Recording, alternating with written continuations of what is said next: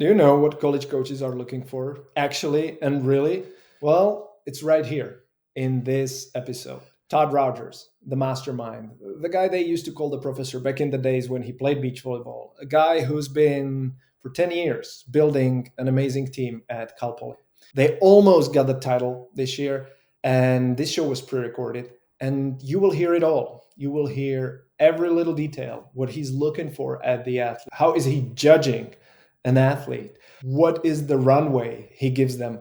And all the little details and steps that he is taking to make sure that the athlete fit into his theme, into his team's philosophy. And this is a blueprint for you to know what aspects of your game and your personality to work on, how you should develop as a player in order to be recruitable and have a chance to play in the top D1 team. So let's go. This one's a fun one. Send me all your questions and I will record a new show with Todd so you can have all your questions answered. Take out your notepads and write down every single part of it because this is your golden ticket to D1. Let's go and have fun. So I'll start from the left field, not out of these questions that I sent you. How are you feeling a few days before starting the season? I'm feeling really confident. We have in my opinion, our strongest team that I've been a part of. We're very, very deep. We have a lot of very good players. So it's been nice in terms of gals missing class. We have a lot of people that can still fill in terms of injuries, a lot of people that can still fill in. And we've been able to manage a large roster of 32 and keep everyone completely engaged, working really, really hard, pushing one another, trying to push to that next level. And that's really our goal here. So I'm feeling really good about where we're at right now. And we won't be playing, well, we'll have a scrimmage this weekend, but we start our season on the 28th down at UCLA. So right off the bat, we'll get into the fire. I see.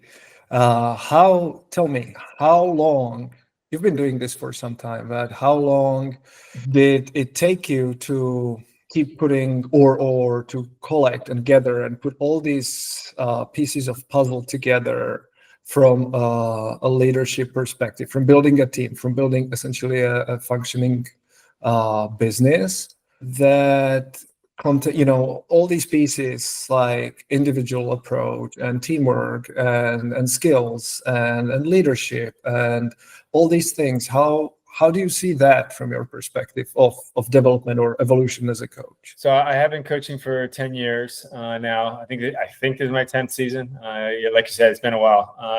And I'd say not necessarily the first or even the second year in terms of the culture that we had developed. It was kind of coming from the indoor side, mostly because the gals that were playing in those first couple of years were almost all indoors. There were a few gals that just walked on that happened to be at Cal Poly. We opened it up to, hey, anyone want to come play on the beach team? And there happened to be a couple of gals that were actually pretty good beach volleyball players that just happened to be here and raised their hand and said, yes, I'd love to play. But after I'd say 2 to 3 years is kind of when I feel they gravitated towards what I was trying to give them, which was really, it boils down to empowering them, each individual woman on the team, empowering them to feel like they're part of something bigger than themselves. But yet at the same time, I want them to feel like they are individually accomplished, like they have done something that's special. And that isn't always easy because some people see everything just more from the individualistic side rather than the team side. It has become significantly easier to have more of a team over the years since the BVCA and kind of the team club stuff started up. Now they've got a sense of, oh, it's not just about me and me winning and me playing with the best partner. It's me hopefully winning, but hopefully our team wins because I could be 40-0 and my team could be 0-40 if it's just about me and my team. So I'd say like 2 or 3 years, and it's evolved. The whole thing has developed, and really, it essentially stems from me asking the team, "Where do you want to go with this season? What do you want to go with? Where do you want to go with as individuals? Where do you want to go with collectively? Where do we want to end up?" is that if it's a national championship, and then working backwards from there. So the team says, yeah, we want, our number one goal is to win a national championship on the sand. Okay, let's work backwards from there. What does that mean relative to the actual playing season part? What does that mean to off the court stuff? What does that mean to your social life? What does that mean? So I've kind of given them a lot of areas to think about. If this is a major goal, then what do we have to do, potentially sacrifice or potentially work towards outside of just being on the sand? And then I've pushed that over into all kinds of other pieces. Academics. Okay, well, if we want to be great on the sand, why can't we be great in academics? Why can't we be the best team at Cal Poly in terms of having the highest GPA as a team, not as individuals, but as a team? Okay, well, why not? And I've even said this, and you can edit this out if you want, where I literally said to the team, look, if you're going to the party, like go have a good time, be the life of the party, win the party, right? I mean, go be number one in everything that you do. Don't be number 99 or number 7, or like, put it all in if you're going to go party. Now, if you're just going to go have a good time and you're not there to go rage, okay. But if you're there, go all in. It's kind of, so when they heard me say that, they'd all laugh, they all chuckle. Because I'm not, and I tell them, hey, I'm not selling you to go out and get drunk all the time or something, but I want you to enjoy life. Like college is about a time of exploration, figuring out kind of who you are. You're away from your parents, which obviously and rightfully so should be majorly influential on your life. But now it's time for you to kind of explore outside of the parameters that parents tend to put on their kids. And I want them to have a full experience at college, not just, hey, it's all about beach volleyball.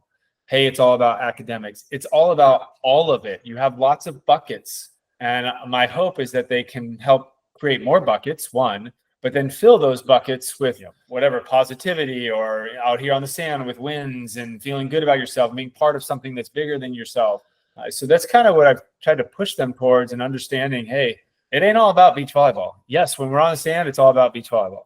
But when you're off the sand and you're in a classroom, it's all about that class and your academics. And when you're studying, it's all about academics. When you're watching video, it's all about video. So they've done a really good job, and I'm just constantly telling them that. And what I found is that it resonates with them. It's not hard. I don't, maybe I'm wrong, but I don't feel like that's difficult to do, because I'm handing it to them and asking them, what do you want out of your life? What do you want out of your college experience? And if winning a national championship is really high on that list, then make the sacrifices that are there to get that. If getting a 4.0 GPA is really high on your list, make the sacrifices to get that. And we'll give you every tool possible to be successful in whatever area you want to be. That's kind of how I've molded it. And part of that's from my own experiences. I went to UC Santa Barbara, and we didn't win a national championship, but we ended up, I think third was our best finish overall. But I had a great all-around experience. And I look back at those, and my friends are still my friends from college, and my experiences were really, really gratifying and a lot of fun. That's lovely. I have just one thought, that Todd Rogers and Ted Lasso, that's the only toxic masculinity that should be allowed on the court. And I don't know most of your girls, but I think I feel like I need to thank you on behalf of all the girls that go through your hands, because this approach to respect them as human beings and see them in the whole scheme of life is just something that gives them so much empowerment for the rest of their life, not only for the competition. So it's amazing. So thank you for that. How do you think your, being Olympic champion and winning everything you can think of, how do you think that extraordinary experience that you had to find in yourself, the whys and the grit to do that, how do you think that affected your approaching to college coaching and to recruiting? Is there more to what you just said, or I'd say the way it actually is very similar to the way I answered the last question, which is, we won the gold medal, and that was cool. But what I remember the most was the 3 years leading up to that moment in time. All of the, and that's basically the process, right? It's the process of getting there. All of the gnarly track workouts that Phil and I did, and literally threw up because we're pushing ourselves so hard and so far that our bodies are kind of rejecting us and saying, okay. And when I remember someone asking me, oh, what was it like? And I sat there and went, the moment is there, but it's not what I remember as being like the first thing that I really, really think about. I think about the track workouts, the communication pieces, the enjoyment that I got out of trying to help Phil develop into the greatest beach volleyball player in the world at the time, which is what I told him before we played that I thought he could become. And how quickly that could happen was up to him if he was willing to put in the work and the time and the effort, both, and again, like out here, both mentally, understanding what each person's trying to do out there, what their tendencies are, off the court, on the court, in the weight room, on the track, video, etc. He could do it. And I told him that I think you could be this person in 2 or 3 years. Now, if you don't do all these things, I think it's going to happen, but it'd probably take you 5 or 6 years. And that's if you don't get injured because you're not taking care of yourself like you should be to be the best you can be. So all of those things that we went through and the thought processes and the processes we went through really actually influenced a lot of how I see it in college, because it was a 3-year process for us to get to Beijing. And for these young ladies here, it's a 4-year process for them to matriculate through college. So there's a lot of similarities in how I view it. And I want them, just like I wanted Phil to get better, I want them to get better. And then at the end of the day, hopefully they look back at their time here at Cal Poly and go, wow, what an amazing experience and what a process it was from the first day I stepped in the sand in September of whatever year to the last time I stepped in the sand, and maybe even the last time I stepped on campus right before I graduated. And look at that and look at it as a whole process of going from point A to, hopefully point Z or whatever point they get to. And growing up, it's really what it boils down to is they're growing up as human beings, but also as players. And so I'd say, honestly, that's how it most affects me and how I coach. That's beautiful. I just have this Hollywood movie just like rolling in front of my eyes. You saying that, it's really like the way you say it. It's like what you see in the movies. It's amazing. Thank you. Let's go to these. Well, a little fun questions. How would you think the NCAA or D1 beach volleyball season or championship would look if it would be by your design? By my design, I'd have it in the fall. That's the first thing I would do. I would definitely, right now we have 16 days, so I definitely increase it. We are the shortest season in all of NCAA sports. So we literally go from, it's like 11 weeks. So I think it's 13 total weeks, and that includes the NCAA championships at the end versus the very first one we go to. So I would definitely increase that at least 5, 6, 7 weeks. And really, I'd have more competitions, but it's not about having more competitions. It's just having more time to have the competitions we have as we do. So right now, most people end up cramming every single weekend. We're playing every single 2 days, trying to turn in 2 or 3 duels every single day, just because we have so little amount of time to be able to actually have our season. So that would be something I'd lengthen the season, add a few more dates, but maybe not a ton more, maybe like 20 instead of 16, but have it 5, 6, 7 weeks so people can take a weekend off. If we have finals right now, it's really hard to take a weekend off because then you don't, but you should be taking a weekend off so they can focus on what's really important about college, which is academics. Taking it to the fall, I think would be great for the sport as a whole, just because now the entire northern band of the United States can compete. They start in August and they can compete. And by the time the championship comes around in October or November, it's getting cold where they live. But we're okay still by then. But by starting it in January, you can't play beach volleyball in about a third of the country, maybe even more in January or February, unless you have an indoor area. So those would be the 2 major ones that I think I would change. And I understand why they didn't start it in the fall, because they wanted to have they just didn't feel like people would start programs during the same time as indoor volleyball. So they morphed their indoor volleyball over to their beach volleyball and then hoped that the beach volleyball teams would grow as beach volleyball rather than indoor beach. But I would still love to see it now. Okay, the majority of the teams are not indoor beach now, they're beach. And let's move it now to where anyone in the country can play. And there's a lot more beach volleyball players, and this, at the juniors level. So there's lots of looking for places to play, and the opportunities are going to be all in the Southern Hemisphere, and then eventually they're going to be done because there's no more opportunities unless you go north. So we got to figure out a way to get it to go north. I see. That's a really interesting perspective. Are there any other voices that are echoing this thought? Like somebody else has the same kind of thinking, or is it unique? I've actually heard multiple people say, one, how do we get it? How do we grow the sport to the north? And usually it's either one of two things: push it to the fall, or push the season out further, like baseball or softball. Push it out into literally finish in the first weekend of June, and start our season a little bit later, middle of March. And so then more northerly universities, the weather is changing. It's getting a little warmer. Maybe that first month might be a little bit sketchy and cold, but it's not right now. You can't. If you're in Ohio State, that's the one of the biggest universities in the country with lots of money.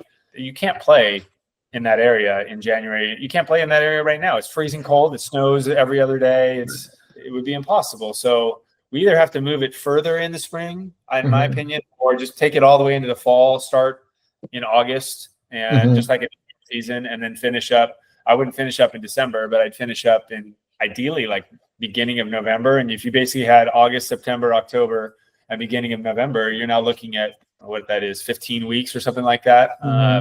So it would give us more opportunities to play, even elongate the season. And I think it has the opportunity to grow as a sport. And eventually we're going to cap ourselves by keeping it into a southern part of the U.S. sport. That's a brilliant thinking. Hopefully it will lead to that. How would recruiting, the whole process recruiting, look like if it were by your design? I don't think it would change because the reality is that we basically recruit, and you're familiar with this. Most of it is done in July. Tons of tournaments in July. There's a lot more now in July or June and May now, I'd say. And then there might be a little bit more come December or January or February in California or in Florida or Texas, where it's a little warmer. But right now, the reality is I barely recruit in December, January, February, March, or April anyways. Right. Just because we're busy with our season right now. And so I'm not do a little bit, but it's just a little bit. Most of it's done in May with camps, June, July. And then August right now for the high school, they're all going into their indoor season. Most of them play indoor volleyball in high school. So there's not very many beach tournaments to recruit at the fall months as well. So I don't even think it changes. Okay. What about the whole communication process or the dates where coaches can contact or the restrictions on contact? Would you change that, or is that fine with you? I mean, it's pretty small for beach. For indoors and for football and basketball, they are way more regulated and strict in terms of when they can communicate with them. I know we have a dead week. There's like a 2-week dead week in December over kind of literally almost exactly. If you take Christmas and go 1 week in before and after, it's kind of a dead week. Then you're not allowed to do any in-person recruiting. But then again, it's the middle of winter. So how much are you really doing? And then I believe there's right around the signing date in November, there's 3 or 4 days there. And then there's 3 or 4 days around the national championship as well. So you're looking at 3 weeks maybe of dead time. That's it. That's nothing. Especially compared, I can look at Indoor's calendar and it's months where they can't do things. And I mean, I get it. It gets out of control. So I don't even think you'd have to change much on that front. All right, that's fair.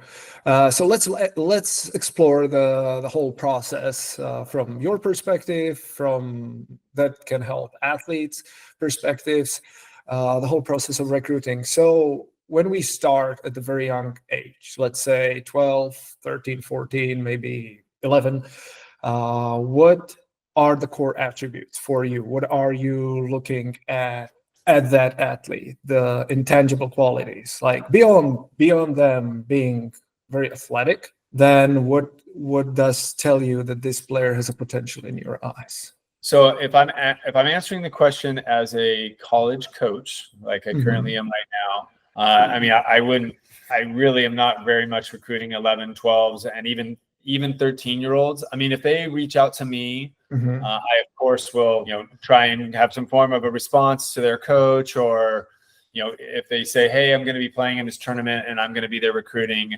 I take the name down and I do try and take a look.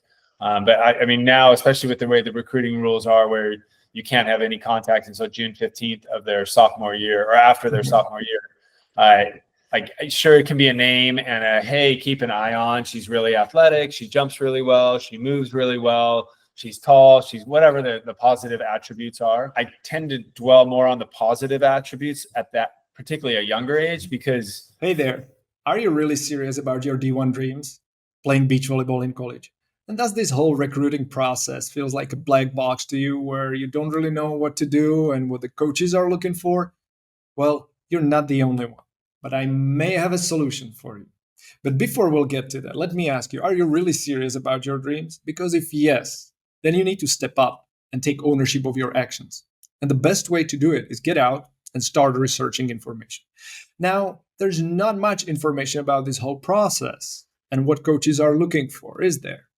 Well, so for this exact reason, I created this library of conversations with D1 beach coaches so you can learn and understand what are their green flags, what are their red flags, what are they looking for, who they really want on the team, who they really don't want on the team.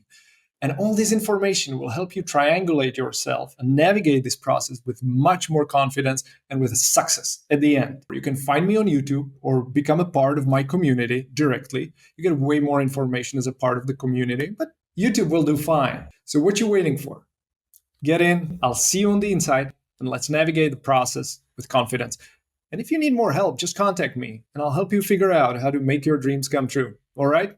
So let's go. If they can't pass right now, but she's 6 feet tall and looks like, a gangly giraffe, well, that can be taught and that can be learned. And obviously she's still learning the game. So, I'll take some little notes on that front.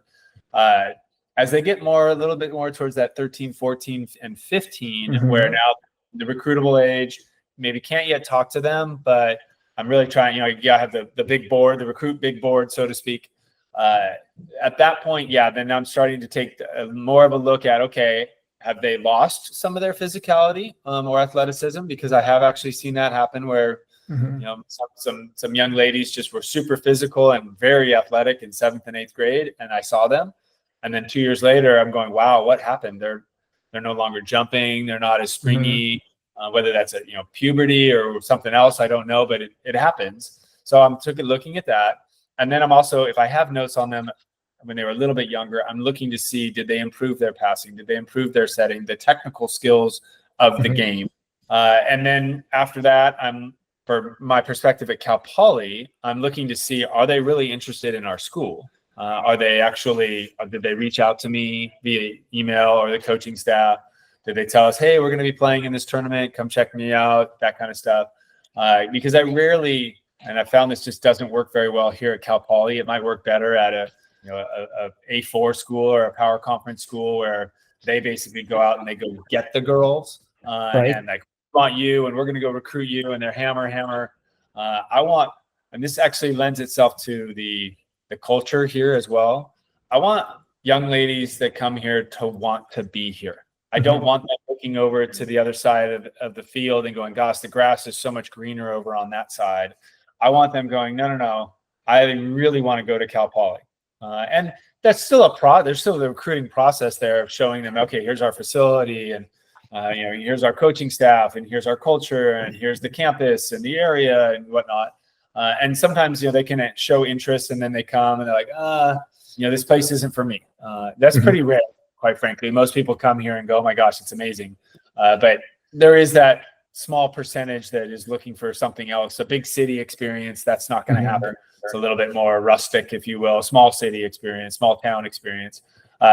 So that's probably how I guess I approach it with them is, are you, getting better at all those skill sets? And then the third major part of what I'm actually recruiting and watching a gal is, how are you interacting with your peers, your teammate? A big one for me, because I love the families of our recruits here and our commits and our players. And I actively engage with them. We they're part of our team is how I see them. Right. I look to see how they react or interact with their mom, their dad, and see if they're the kid. And I've seen this multiple times where, mom, I need my water. I need it now. And I'm going, whoa, do I really want to bring that in? And then it's even worse if I see mom running the water up. Mm-hmm. Like that to me is I'm out, because I'm sitting there going, dude, your kid who's 14 years old, 15 years old is dictating to you.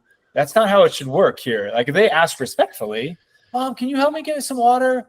That kind of, okay, that's a respectful ask. But I've seen it where they're literally screaming at mom or dad, bring them water. And then mom comes, dad comes scurrying up to bring the kid water. I'm going, really?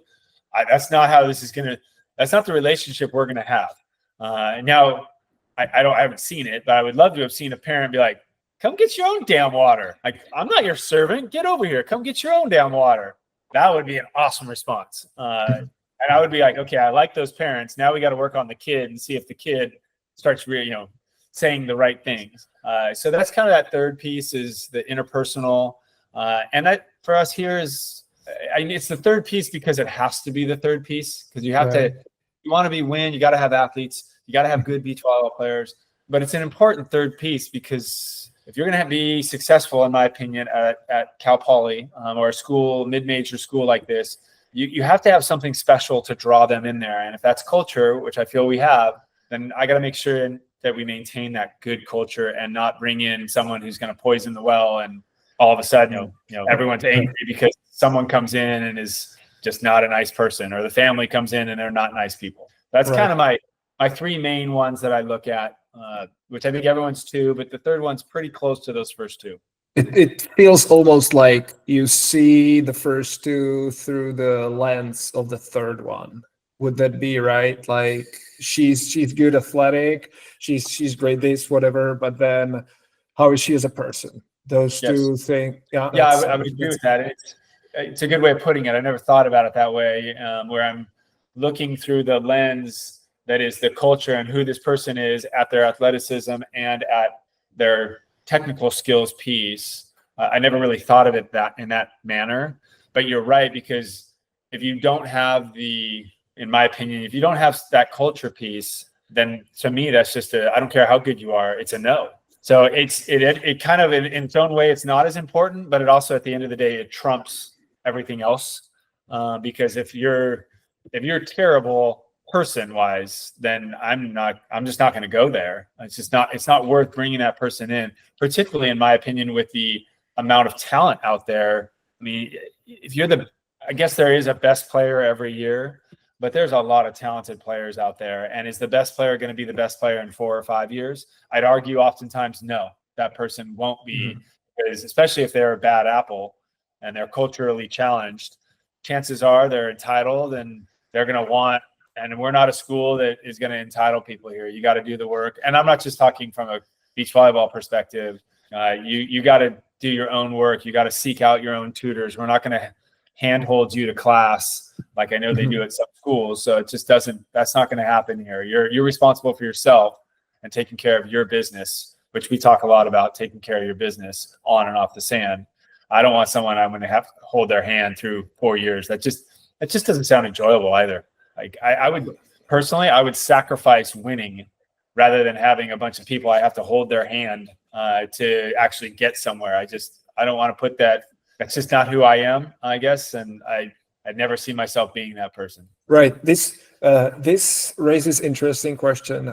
How, and you talked about it a little bit, but from your perspective, how do you, and I might think about the answer, but how do you build and how do you create the team culture, the culture as such? Because it's not value that's aspirational, it's observational, right? It's like we can have thousands of different posters of how we act and what we do, but if players don't see it in the older players or whatever, they don't get it. And the question goes to you, but in the same time, I would like you to put it as advice for coaches out there that are coaching these young girls and have them on their teams.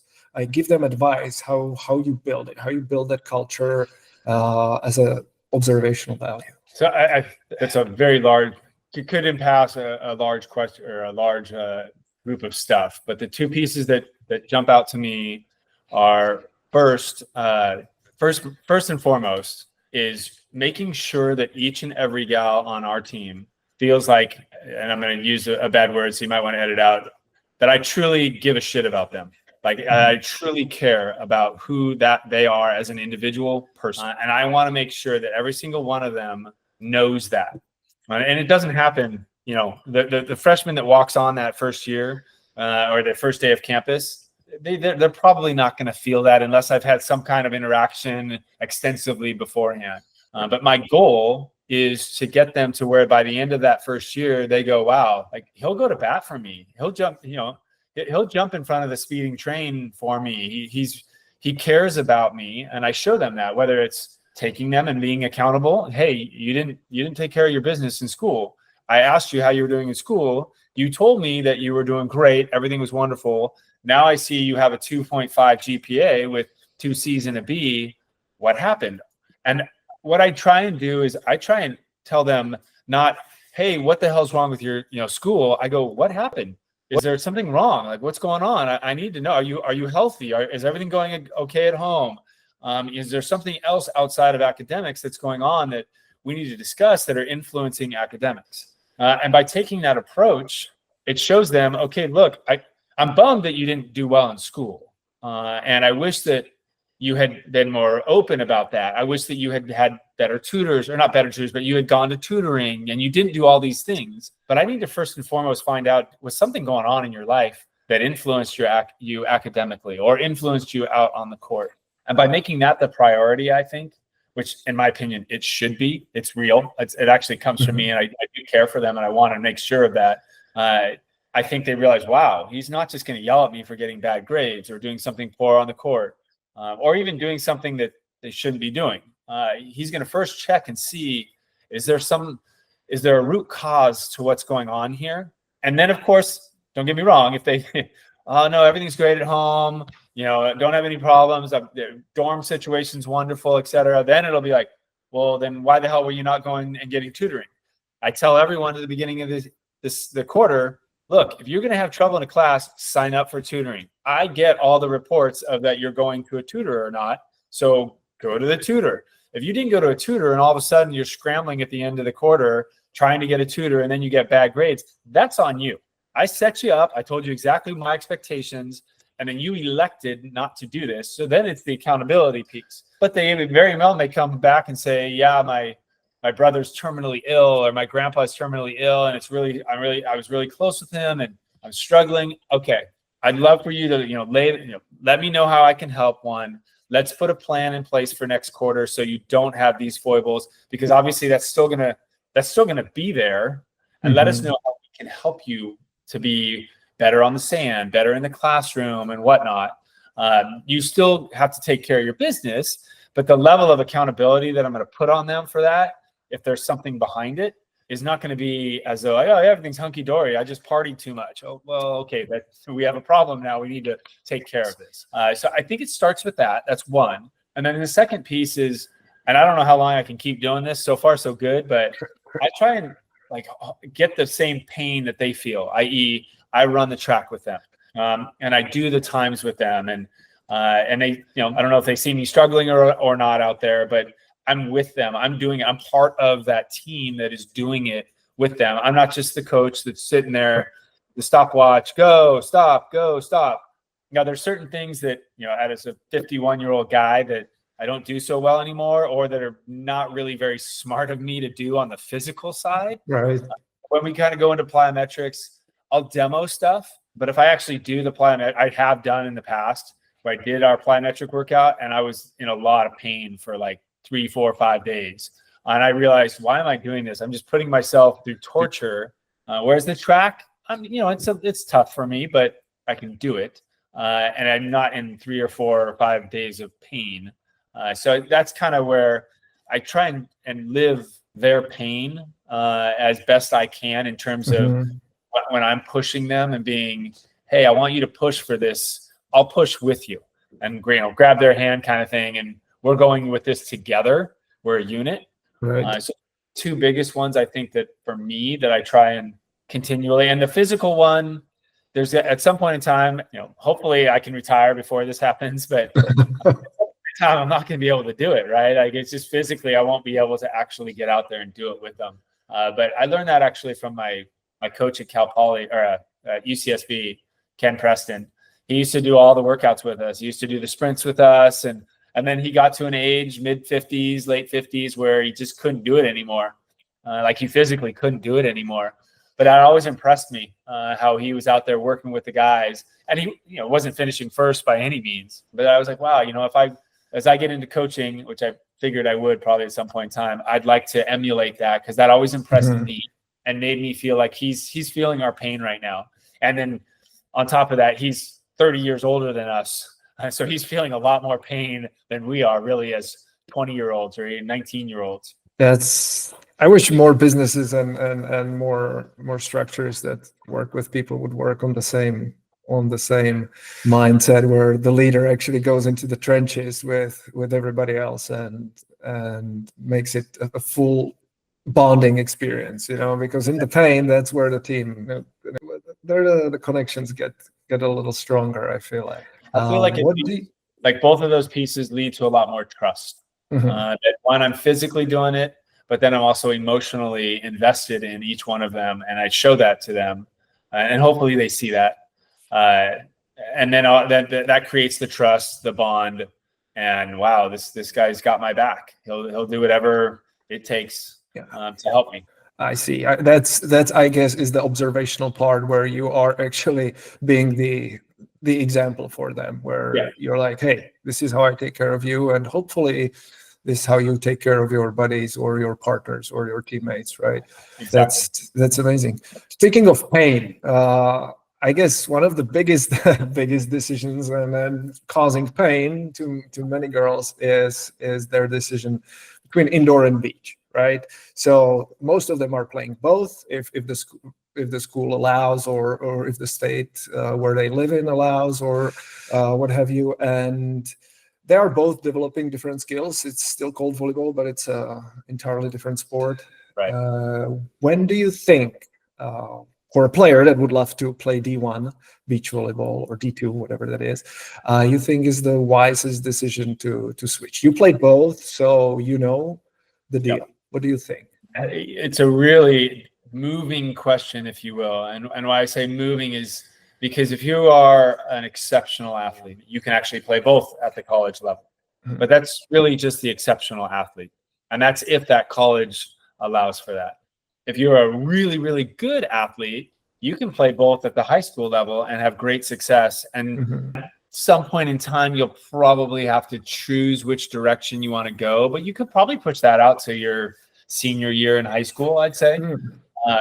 If you are a good athlete, now you need to really kind of, you're not overwhelming your competition, let's say on the beach or even on the indoor, with physical tools and physical abilities that the other side just doesn't have. They don't.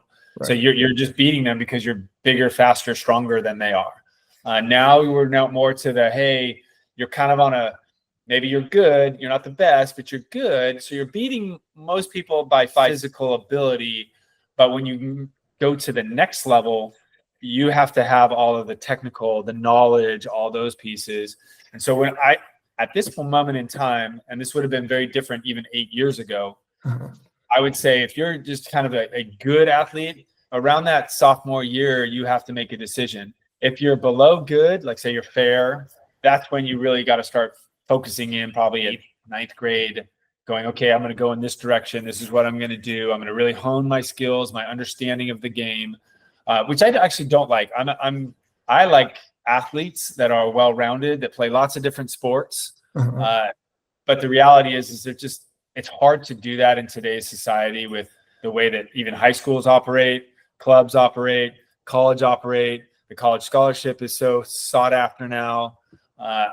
And really what I have seen now as a parent with my kids going through this, my daughter has just turned 26 and my son's 23, and they went to college and played. And then also as a coach for the last 10 years, it really falls down to the parents and the parents understanding, okay, I'm being bombarded by indoor coaches, an indoor club coach, indoor high school coach. I'm being bombarded by a beach high school coach, maybe, and a beach club coach. I'm maybe being bombarded by a soccer coach or a tennis coach or whatever. How great your kid is, and your kid could be this, and your kid's unbelievable, and blah blah blah. And they're all telling you how great your kid is. But if they really and truly want to be great, they got to focus in on my sport, or beach, or they got to focus in on indoor, or they got to focus in on swimming, or whatever the sport is. And I kind of look at that and go, as a parent, you have to do a really good job. And this is where I'd say most parents actually fail. They got to do a good job of understanding and being honest with themselves about how good their kid actually is. And there really isn't a metric to rate that, because of course every parent thinks their kid's God's gift to soccer, volleyball, society, whatever. And kind of rightfully so. That's why you're their dang parent. You should think your kid's awesome. Hopefully most parents do. But you got to kind of step back and go, how good is my athlete? If that's where we're looking at it in that realm, in volleyball, in beach volleyball. Are they 6'3", jump 40 inches and can pound and have great ball control? Well, they can do whatever they want. And it doesn't matter when they focus in, because anyone's going to take that level of athlete. But are they 5'8", jump 25 inches or something like that? So they're not a small jump, but not a huge jump. Have good hand-eye coordination. Okay, well, if that child's desire is to play at the next level, and that's really important to them, then that's the kid that's going to have to start focusing in at an earlier age, freshman, sophomore, 8th grade, even maybe, at whatever sport they desire. And that kid has the ability to choose that sport, whichever one they're really most engaged in enjoying. And again, I feel like that's more up to the parent to be able to say, okay, steer. I wouldn't say tell, but steer their child in the right direction relative to who they are. I mean, I live in a small little community, and there's a lot of coaches that are telling their kid how they're going to be a D1 indoor athlete for volleyball. And I'm blown away, because I live in a very small community, and there has been less than a handful of gals that have gone D1 out of our local high school. And I'm going, and I look at that and look at parents and go, that's on you. Your kid doesn't know. The coach is the expert, and your kid doesn't know. You as a parent should do some research and start figuring out, all right, how good is my kid really? Are they the best outside hitter on their high school team? But is that a D1 athlete for indoor volleyball? And you got to do some research, because if you're playing in the 10th division in the Patriot, your kid ain't going D1. And that's what I see a lot of. And I'm going, oh my gosh, that's not the kid's fault. The kid may hear that and be like, Mom, Dad, but you got to kind of steer that kid and go, look, this is where you're playing. All the D1 athletes are playing in the open division. They're not playing in the Patriot division as a sophomore, junior in high school. So I kind of put it on the parents a little bit on that, to do a better job of recognizing the level of talent that their kid has, particularly in a sport, and where that can take them relative to the collegiate world. I think this is one of the most amazing perspectives on this topic that I've ever heard. Now, yes is nothing without how. So I will fire up that how on you. How or who or where do you think should be the authority that will give parents the truthful description of the situation of the athlete? Who do you think, where do you think parents can find it? Or can they ask you, hey, well, probably they can't contact you as a parent of an athlete. Sure. Or can they, what do you think they should do? They have an idea that they might have a great kid or a great athlete at home potentially, but they're not sure. They just want to verify that. And as you said, all the coaches want their kid because it's a head count, right? Right. On the very basic level, and so who should really give them the real answer? I don't know that there's a specific person per se. I mean, my first answer would be they should figure it out. Mom and dad, or mom or dad, whichever one, they should figure it out. Well, did you like this conversation? It was pretty good, wasn't it? I have more for you. I have conversations with D1 coaches, experts, and all the tools and guides and whatever you can think of to succeed on your D1 journey and fulfill your D1 dreams. So what you waiting for? Jump right in, and I'll see you on the inside. And if you need more help, just contact me and I'll help you make your dreams come true. All right? Until later.